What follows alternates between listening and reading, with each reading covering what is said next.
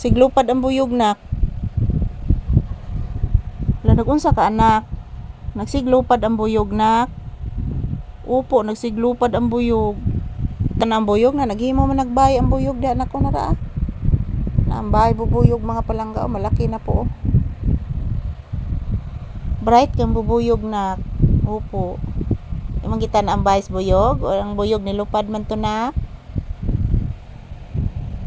Yes po anak, nilupad nagbalik ang buyog na kay nahuma naman sagbay. Ayang balay anak ba, nahuma na pod anak. Bright kay buyog nak no.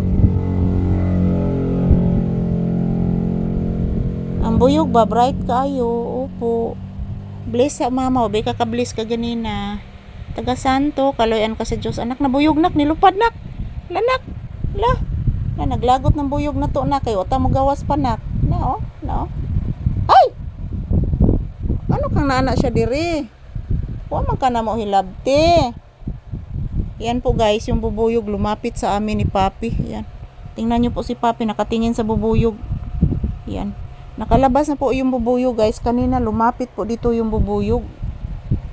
Nakadungog siguro guys nga gilibak na ko ang bubuyog guys ni duol diri. Bright gining buyog guys no.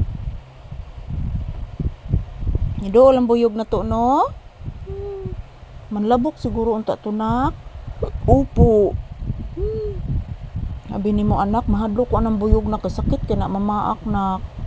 Oh, nasuwayan ko na paakan ko anak nak oy. Katong naligo ko dito sa boarding house na. Ano na yun? Ano na to di?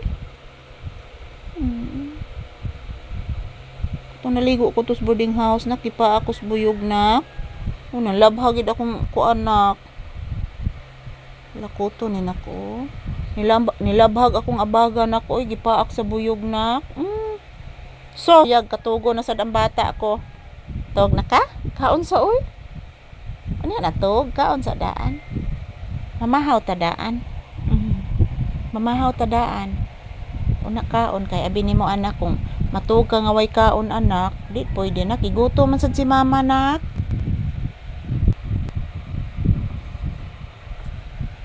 Shh. Kigutom si mama nak ko. Ayan po guys, mayong buntag, magandang umaga sa tanan. So dito pa din kami ni Papi sa loob ng tindahan guys, nagtambay. Ayan po. Nag-electric pan gihapon may nga palangga kay grabe kainit guys. Yan sa tindahan mo na kami. Tindahan mo na kami guys. Yung labas guys mainit na. Yan po si Papi. Bless again kay uka ka-bless ka ginina. Taga Santo Iho ko. I love you so much.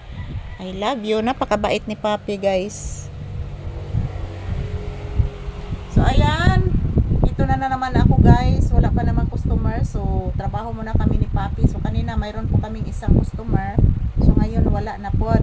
So magtrabaho muna kami ni Papi guys. At the same time mag-update ako ni Papi sa inyo kung ano po ang kanyang ginagawa. So kanina lumalapit yung bubuyog dito sa amin. Akala ko ano mga ngagat yung bubuyog guys. So ayan lumilipad ang bubuyog. Siguro itong bubuyog guys na mong gilipad. So mayong buntag sa tanan. Good morning. Magdasal at mag-ingat lang po tayo palagi. So pasalamat ako palagi sa akong mga pinalangga nga mga viewers o subscribers. I love you guys. Thank you sa inyong support. Yan po. Thank you. And yan po. Papasok kami sa loob ng bahay mamaya. Pakakainin ko na po si Papi guys. Ayan. Yan. Hindi po siya mapalagay guys. Mayroon po siyang kuto. So ako na siyang diguon ron guys. Pakanon sa nina ko daan o sa diguon mga palangga para makapahuway po siya. So thank you guys. I love you all. Huwag kalimutan magdasal at mag-ingat guys para po gabayan po tayo palagi ng ating mahal na Panginoon.